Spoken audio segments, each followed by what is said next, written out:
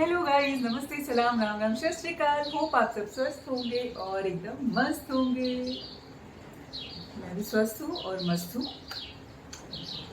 उछल कूद कूद फन चलती रहती है। पैर दुख रहे थे, अब बिल्कुल ठीक हो गए हैं। अब फिर से किसी नई डेस्टिनेशन पे जाने के लिए रेडी हैं। मैं तो रेडी हूँ यार, घर वाले नहीं रेडी होते हैं।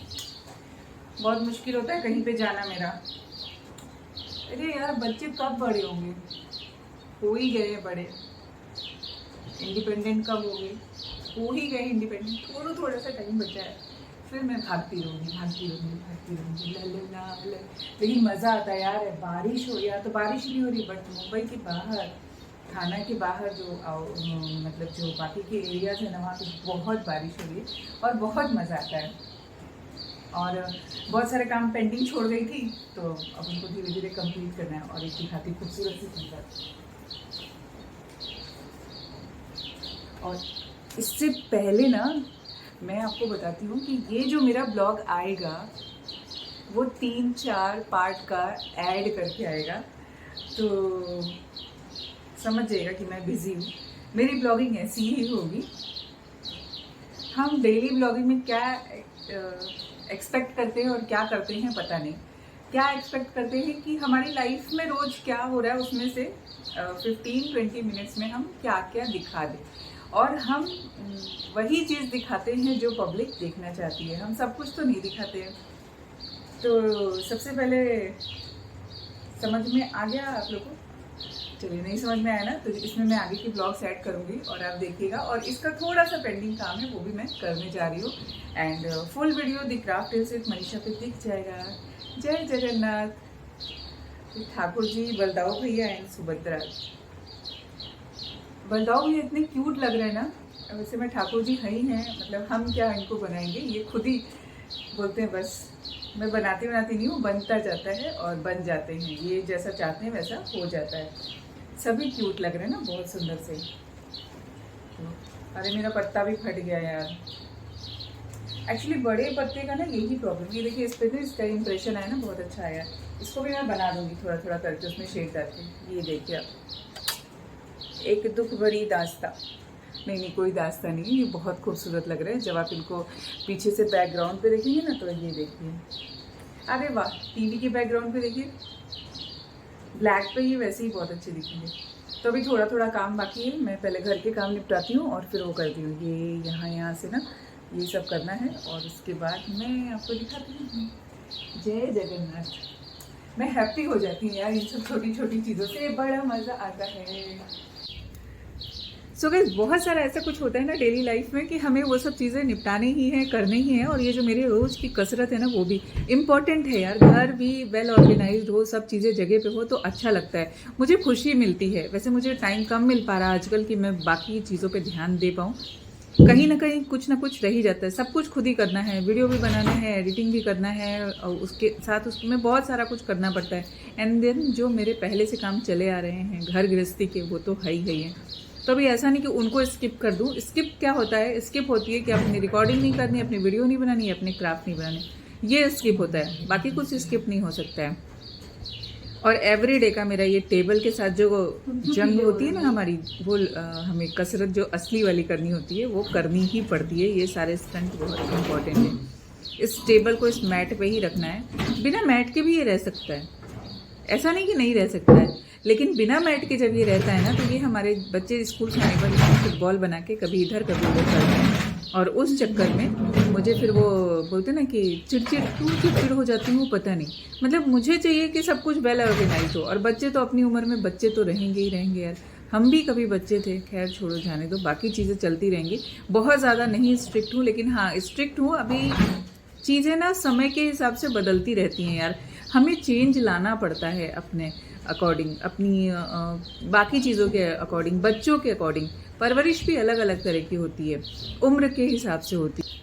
हाँ, मैं तो थक गई ना बाबा, मैं थकी वकी नहीं हूँ, मैं मेरा काम कर रही हूँ। और अभी ना बहुत सारे काम हैं जो मुझे करने हैं। और पता है चिड़िया ने बाहर क्या किया है? मैं कितनी गोरी लग रही हूँ, मैं इतनी गोरी हूँ क्या? पीछे दिखा आपको मैंने क्या करके रखा है? सब निपट गया है। वो थोड़ा बहुत सा काम है जो मैं करने वाली हूँ, लेकिन मैं कुछ नहीं करूँगी। मैं पहले जो मेरा पेंटिंग का काम है ठाकुर जी का, जगन्नाथ जी का, वो निपटाऊंगी, क्योंकि कल मुझे उसकी पोस्ट डालनी है। सो गाइस,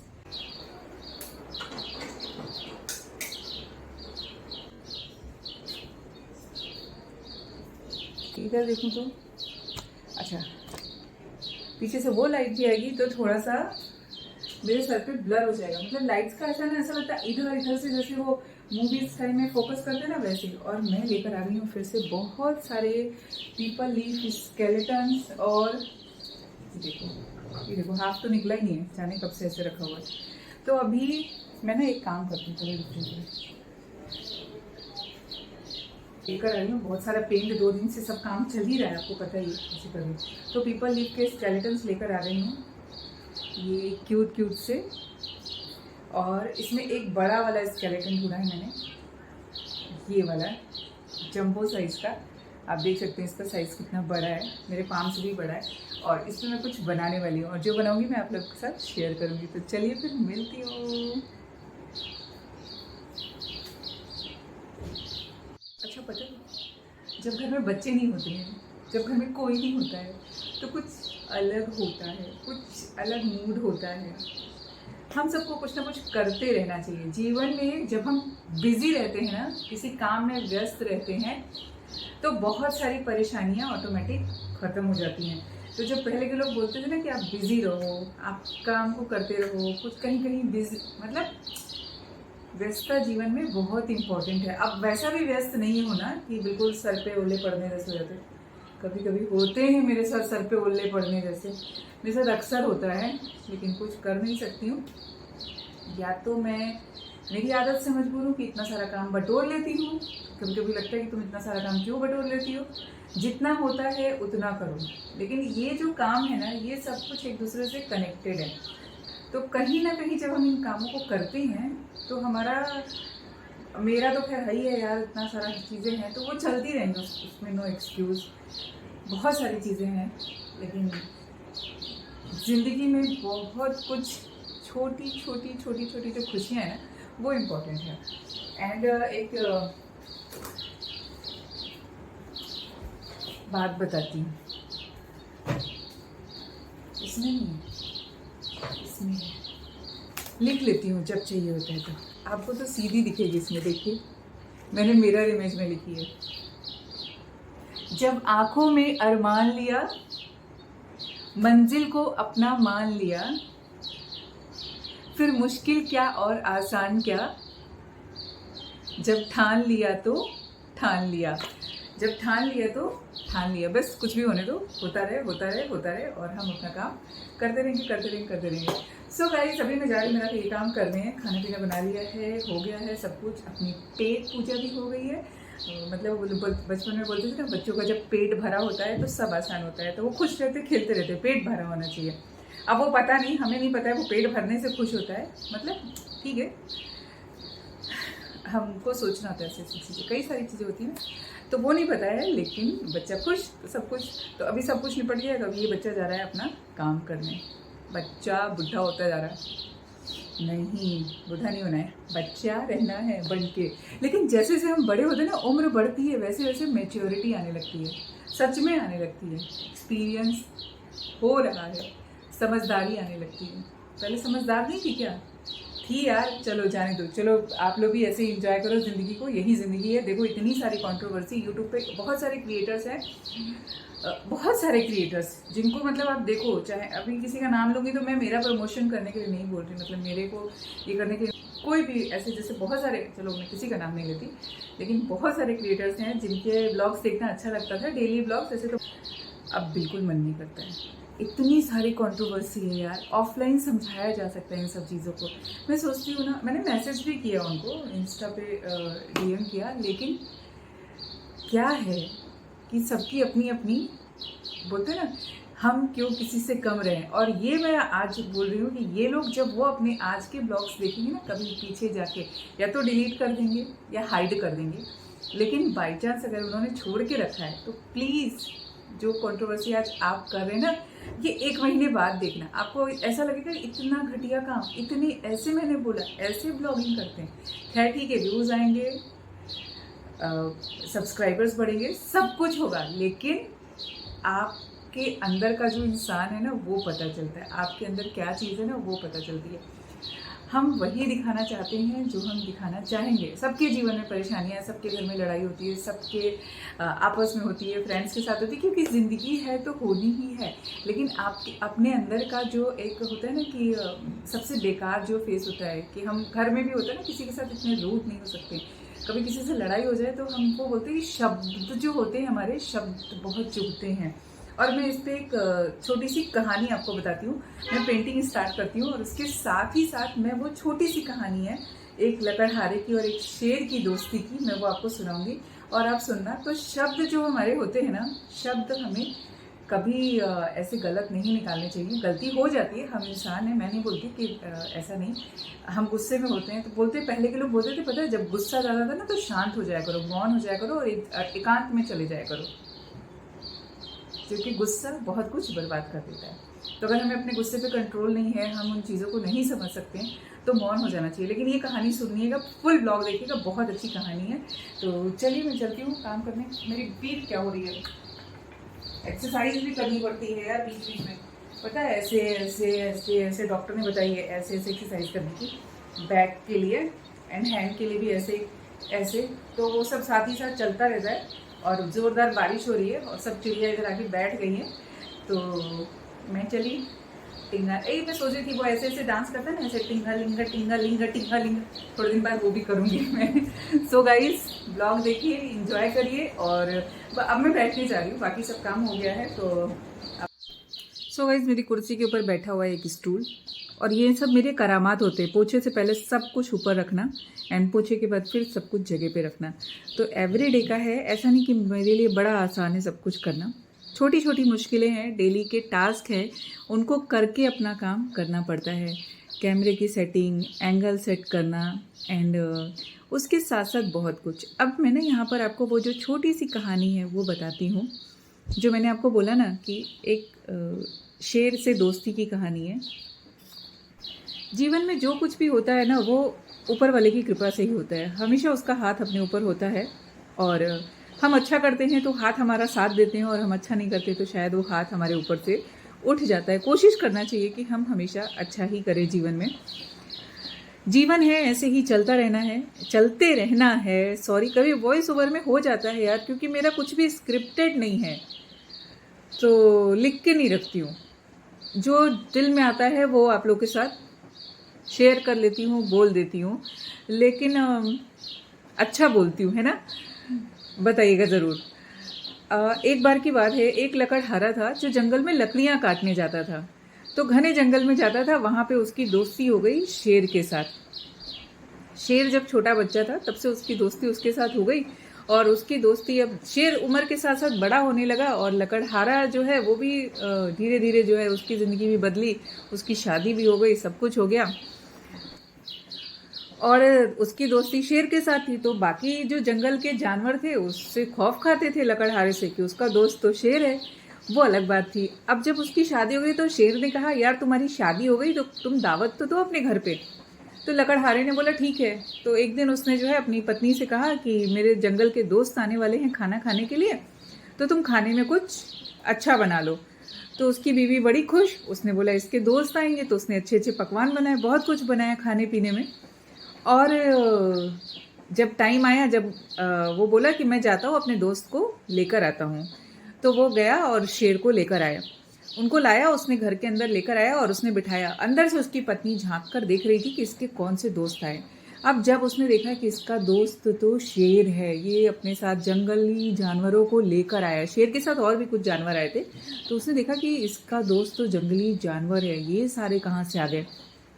तो वो अपने पति को आवाज़ देती है और अंदर बुलाती है, और बहुत भड़क जाती है और बहुत उल्टा सीधा बोलती है। और उसके बाद जब उसका पति अंदर उसको समझा रहा होता है, तब पीछे से ये सारे जानवर जो हैं उठ के वापस जंगल को चले जाते हैं। वो लकड़हारा जब बाहर आता है अपनी पत्नी को समझा बुझा कर कि वो सब ऐसे नहीं है, मेरे दोस्त हैं, इतने सालों से मैं जानता हूँ उनको, बचपन के हम दोस्त हैं। तो देखता है कि बाहर तो कोई भी नहीं है, सब के सब चले गए हैं। अब वो बहुत उदास होता है, लेकिन वो करे भी तो क्या करे। फिर वो जंगल में जाता है अपने दोस्त को ढूंढने के लिए। खास तो दोस्त जो उसका मेन एक दोस्त था वो तो शेर था, बाकी सारे दोस्त और थे। तो वो शेर के पास जाता है। शेर चुपचाप बैठा होता है। लकड़हारा बोलता है, उससे पूछता है कि तुम क्यों चले आए वहाँ से वापस। तो शेर बोलता है, तुम्हारे हाथ में जो कुल्हाड़ी है ना, उससे मेरे पीठ पे वार कर दो। तो वो नहीं सुनता है। अब तो शेर बोलता है, अगर तुमने मुझे नहीं मारा तो मैं अभी तुमको खा जाऊंगा। तो लकड़हारा अपनी जान बचाने के लिए उसके पीठ पर वार करता है और शेर वहाँ से चला जाता है चुपचाप। अब शेर उसको मिलता ही नहीं, जंगल में जाता है, लकड़हारा लकड़ी काटता है, आता है, लेकिन उसको कभी भी वो शेर नहीं मिलता है। कुछ समय बीत गया। एक दिन लकड़हारे ने सोचा कि चलो मैं जाता हूँ, आज तो अपने मित्र को ढूंढ के आता हूँ। वो रोज जाता था, उदास रहता था और शेर के बारे में सोचता था। तो ऐसा होता है ना कि चलो हम जाते हैं, ढूंढ के आते हैं। तो ऐसे कई साल बीत गए थे। तो वो गया और जाके उसने कोशिश करी ढूंढने की, तो उसका दोस्त मिल गया और उससे वो मिला, उससे बातें की। तो शेर ने बोला कि यार पता है, तुम मेरी पीठ पे देखो, तुमने कहीं पे वार किया था, वो जख्म है क्या अभी तक? तो लकड़हारे ने उसको देखा सब जगह से, तो वहाँ पे कोई जख्म नहीं था, सब कुछ भर गया था। तो शेर ने कहा, पता है तुमको, ये जो तुमने वार किया ना हथियार से, ये जख्म भर जाता है, लेकिन जो शब्दों के वार होते हैं ना, जो उस दिन तुम्हारी पत्नी ने किया, वो आज तक मेरे जहन में वैसे ही ताजे हैं, वो अभी तक नहीं भरे हैं। मैं एक जंगली जानवर हूँ, मैं तुम्हें खा जाऊँगा, मैं तुम्हें धोखा दूंगा। ये जो सारी बातें तुम्हारी पत्नी ने मेरे लिए बोला था ना, वो आज तक वैसे के वैसे मेरे जहन में एकदम फ्रेश हैं और मुझे वो अंदर से झकझोर देते हैं। तो हमारी ज़िंदगी में ना ऐसा होता है कि जो शब्दों के वाण होते हैं ना, वो हमें हमेशा झकझोर देते हैं अंदर से।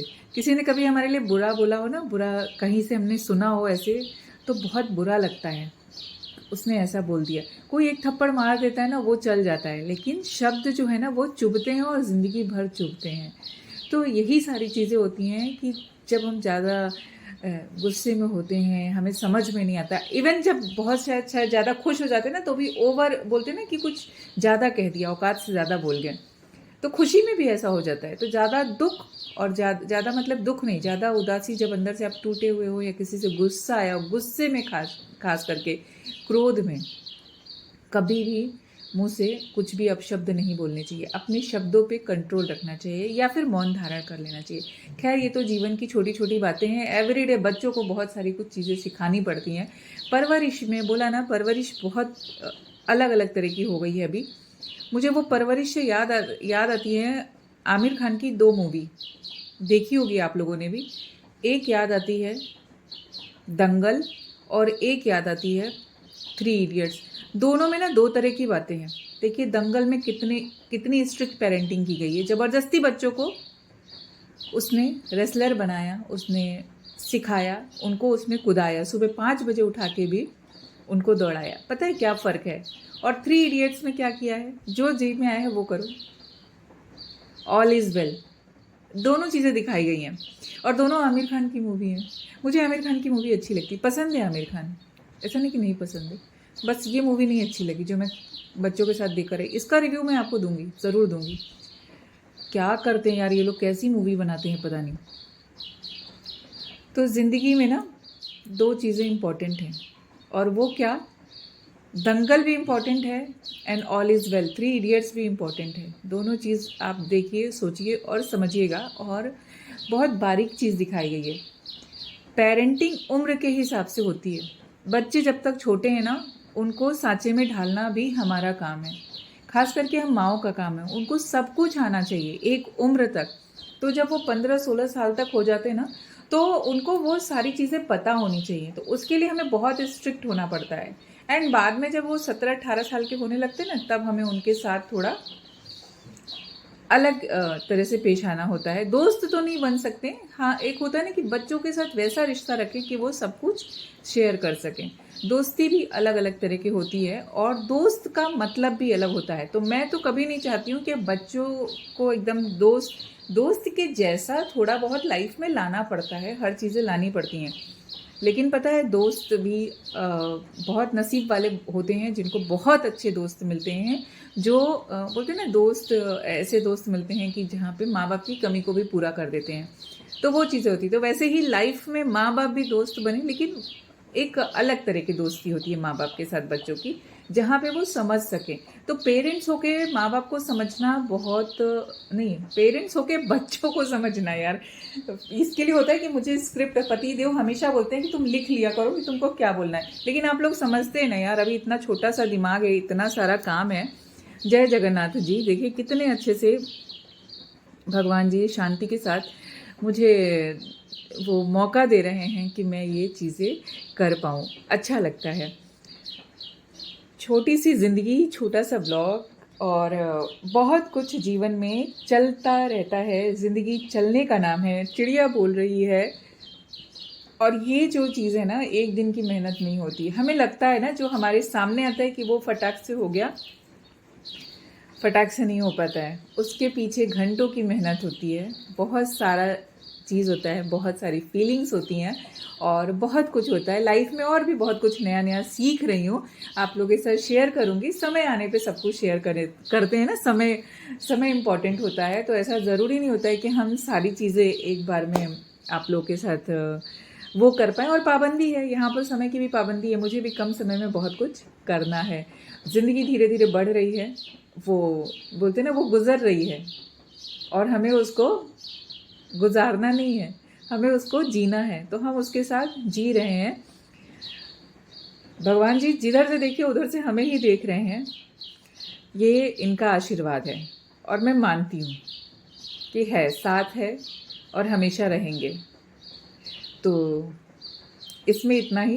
Thanks for watching this video अच्छी लगी हो तो please like share and subscribe. हर बार बोलती हूँ, वीडियो को शेयर करिए अपने फ्रेंड्स के साथ। एक हाउसवाइफ की लाइफ 4 दीवारी के अंदर अकेले भी बहुत खूबसूरत हो सकती है, अगर हम करना चाहें तो, हम उस मुकाम पे पहुंचना चाहें तो।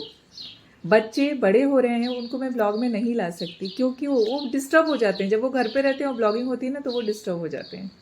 होता है, मैंने देखा। अब ऐसा हो गया ना कि मुझे खुद करना है। अगर कुछ आगे बढ़ना है जीवन में तो अकेले आगे बढ़ना है ना। सब कोई तो अकेले ही अपना जॉब करता है, उसके बदले कोई थोड़ी ऑफिस चला जाता है। तो मेरे बदले क्यों कोई करेगा? क्यों मैं कंटेंट के लिए दूसरों के ऊपर डिपेंडेंट रहूँगी?